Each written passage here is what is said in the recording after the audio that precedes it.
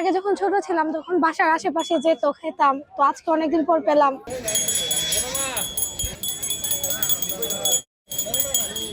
৭২ বছর বয়সেও থেমে নেই জীবনযুদ্ধ।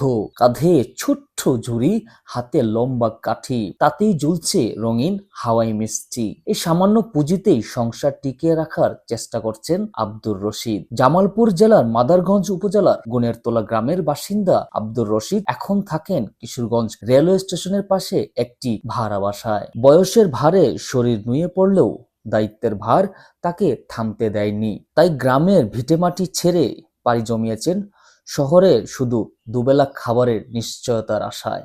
বাড়িঘর আসাঙ্গল জামালপুর। আগে মসজিদ ব্যবসা করছি, আগে জমি যাচ্ছে, আবার জমি নেই। 2 মেয়ে 1 ছেলে, গরু ফলে আমার ছেলে না খাওয়া, আমি নিজে করে খাই। আমি আলাদা হয়ে ব্যবসা করে আছি। মঙ্গলবার দুপুরে শহরের মুক্তমঞ্চ এলাকায় দেখা মিলে তার। আশপাশের মানুষের আনাগোনা, ব্যস্ততা, কিন্তু সেই ভিড়ের মাঝেও তিনি আলাদা। কারণ তার হাঁটা ধীর, কণ্ঠ ক্লান্ত, আর চোখে স্পষ্ট এক ধরনের নিরুপায় নীরবতা। একসময় বিভিন্ন মেলা ও মহল্লার রাস্তায় ফেরিওয়ালারা হাওয়াই মিঠাই বিক্রি করতেন। পিতল বা কাঁসার ঘণ্টার টিং টিং শব্দে হ্যামিলনের বাসিওয়ালাদের মতো আকৃষ্ট করতেন। হাওয়াই মিঠাইয়ে পেট না ভরলেও মুখের স্বাদ মিটে। কালের পরিবর্তনে এই গ্রামীণ চিত্র খুব কমই চোখে পড়ে। হাওয়াই মিঠা তো আগে পাওয়া যেত, কিন্তু এখন তো পাওয়া যায় না। কিন্তু আজকে মুক্তমঞ্চে আসলাম আর হাওয়াই মিঠা খাওয়ার সুযোগ হলো। আগে যখন ছোট ছিলাম তখন বাসার আশেপাশে যেত, খেতাম। তো আজকে অনেকদিন পর পেলাম, দেখে ভালোই লাগলো। পরে কিনে খেলাম আমরা। ছোটবেলার স্মৃতিটা মনে পড়ে গেল, তাই আমরা বোনেরা মিলে। ছোটবেলা বাসার আশেপাশে তো সবসময় পাওয়া যেত হাওয়াই মিঠাই, তো ইদানিং তো এটা আর দেখা যায় না, বাসার আশেপাশে দেখা যায় না। তো মুক্তমঞ্চে ঘুরতে আসলাম বোনেরা, তো হঠাৎ করে দেখলাম হাওয়াই মিঠাই, তো আর লোভ সামলাতে না পেরে আমরাও কিনে খেলাম। আব্দুর রশিদের দিন শুরু হয় ভোরে। শহরের অলিগলি ঘুরে বিক্রি করেন হাওয়াই মিষ্টি।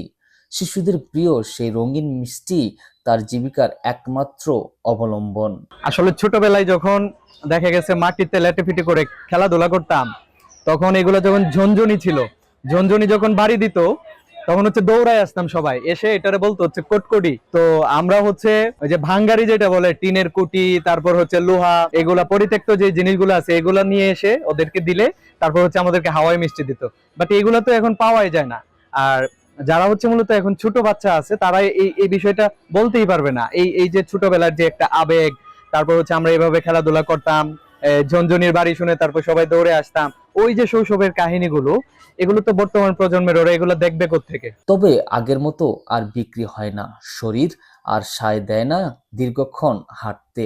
এই শহরের হাজারো মানুষের ভিড়ে আব্দুর রশিদের মতো মানুষরা প্রায় অদৃশ্য, অথচ তাদের প্রতিদিনের সংগ্রামই আমাদের চোখে দেখায় বৃদ্ধ বয়স মানেই সবসময় বিশ্রাম নয়, অনেকের জন্য সেটাই সবচেয়ে কঠিন সময়। কিন্তু ব্যবসা করে মহজন আছে না, গতকাল আর 1000 টাকা দিচ্ছি, 1000 টাকা ওদের দিচ্ছি, 1200। কোন দিয়ে এখন খরচ দিয়ে হিসেব করে রাখবো, খরচ বাদ দিয়ে 500-700 টাকা হবো, চলে পরে হাইলে চলে আর কি। দেখবো পুরা মেয়ে তো বিয়ে দিয়ে হালাইছি, ছেলে এখন করে ধরে খায়। আমার অদ্দল আছে, আমি খাইতে খুঁটে খাইতে আসি। জামালপুর ধরেন দিলে তো আর হানি নেই, এখন যা যেখানে আসি চলতে আসি, আর কোনো অসুবিধা নেই। মানুষ ভালোই খারাপ না, কেউ করে না, ব্যবসা করা যায়। সমাজের একটু সহানুভূতি, সামান্য সহায়তা হয়তো বদলে দিতে পারে তার শেষ জীবনের গল্প। হাওয়া মিষ্টি পাইলাম, অসাধারণ খেতে, ঠিক আছে। এটা মানে এখনকার বাচ্চারা এটা মানে কি চিনেই না।